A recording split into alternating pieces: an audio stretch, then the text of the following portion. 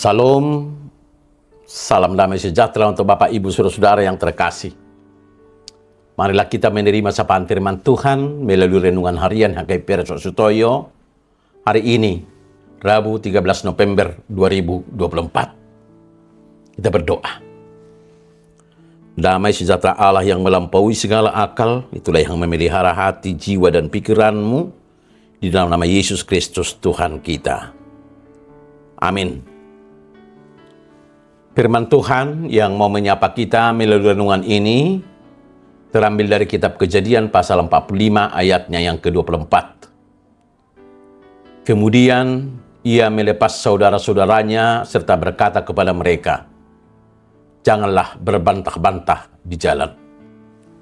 Dalam bahasa Batak Toba di Sada Musa 45 ayat 24. Asa di pabor hatmah akahahanai gabelau nasida, alain na domadok nasida, unang marbadai hamu di tengah dalan. Bapak Ibu, saudara-saudara yang terkasih dalam nama Tuhan Yesus, nats ini adalah bahagian dari kisah Yusuf yang sudah bertemu dengan saudara-saudaranya. Dalam kisah Yusuf ini adalah merupakan salah satu contoh pengampunan paling mengharukan dalam cerita Alkitab.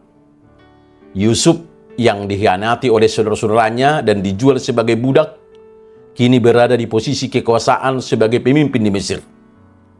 Ketika saudara-saudaranya datang kepadanya untuk meminta bantuan, Yusuf tidak membalas dendam. Sebaliknya, ia memilih untuk mengampuni mereka dan memberikan mereka makanan. Saat hendak kembali ke tanah Kanaan untuk menjemput ayah mereka, Yusuf memberikan satu nasihat yang sederhana tetapi sangat bermakna untuk menjalani perjalanan hidup ini tanpa berbantah-bantah. Yusuf memahami bahwa perjalanan saudara-saudaranya akan diwarnai rasa bersalah, ketakutan, dan kemarahan. Mereka bisa saja saling menyalahkan dan pertengkaran yang bisa mengganggu perjalanan mereka. Yusuf menasihati mereka agar fokus pada tujuan mereka dan tidak tergelincir ke dalam perbantahan yang tidak berguna. Perselisihan bisa timbul dari hal-hal kecil seperti luka masa yang lalu yang belum disembuhkan sepenuhnya.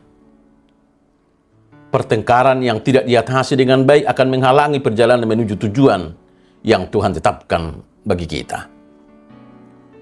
Bapak Ibu, saudara-saudara yang terkasih dalam Tuhan Yesus, kita seringkali membawa beban masa lalu seperti luka, kepahitan, atau penyesalan yang tidak terselesaikan ke dalam hubungan saat ini. Akibatnya hubungan kita dengan sesama menjadi terganggu. Kita diingatkan untuk bijaksana dalam menghindari pertengkaran sebelum hal-hal kecil berubah menjadi konflik besar. Konflik dan perdebatan hanya akan memperlambat kita dalam mencapai tujuan rohani kita. Salah satu cara menghindari perdebatan adalah dengan cara mengendalikan lidah. Ketika kita merasa tergoda untuk berdebat, kita harus ingat untuk bicara dengan lemah lembut dan penuh kasih. Amsal 15 ayat 1. Selain itu, kita juga perlu mengingat pengampunan yang telah kita terima dari Tuhan. Dasar dari pengampunan sejati adalah menyadari bahwa Tuhan bekerja melalui setiap situasi. Saat kita mengampuni, kita mengakui bahwa Tuhan memegang kendali atas segalanya, termasuk luka yang kita alami. Yusuf memahami bahwa segala sesuatu yang terjadi dalam hidupnya, termasuk penderitaannya, adalah bahagian dari rencana Tuhan yang lebih besar. Meskipun ia memiliki kuasa untuk menghukum saudara-saudaranya, ia memilih untuk bersikap rendah hati dan memberikan pengampunan. Tuhan memanggil kita untuk hidup dalam kasih dan kerendahan hati, mengutamakan kepentingan orang lain di atas kepentingan diri sendiri. Bapak, Ibu, saudara-saudara yang terkasih dalam nama Tuhan Yesus, sebagai orang percaya, kita dipanggil untuk membawa damai dalam setiap hubungan kita. Dan itu dimulai dari sikap hati yang rendah hati, penuh kasih, dan siap mengampuni. Hidup yang penuh dengan damai sejahtera adalah tujuan kita sebagai orang percaya. Kolose 3 ayat 15. Ketika damai sejahtera Kristus menguasai hati kita, kita tidak akan mudah terpancing untuk berdebat atau memperuncing konflik.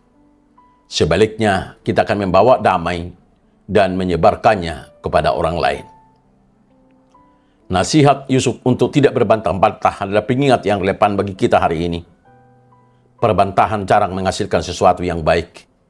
Sebaliknya, perdamaian dan pengampunan adalah jalan yang membawa kesatuan dan keharmonisan. Marilah kita belajar untuk mengampuni dengan sepenuh hati dan hidup dalam damai dengan semua orang. Roma 12 ayat 18. Tuhan memanggil kita untuk menjadi pembawa damai, agar perjalanan hidup kita penuh kasih, sehingga mencapai tujuan yang Tuhan tetapkan bagi kita dengan damai dan harmonis. Amin, kita berdoa. Tuhan, ajarilah kami untuk tidak berbantah-bantah di jalan hidup kami. Bantulah kami mengampuni dengan tulus dan menjaga kedamaian dalam setiap hubungan yang Kau percayakan kepada kami. Berikan kami hati yang rendah hati, penuh kasih, dan siap untuk membawa damai dimanapun kami berada. Dalam nama Yesus kami berdoa dan mengucap syukur. Amin. Salam, salam damai sejahtera, selamat menjalani hidup dalam kerendahan hati, kasih, dan damai. Immanuel.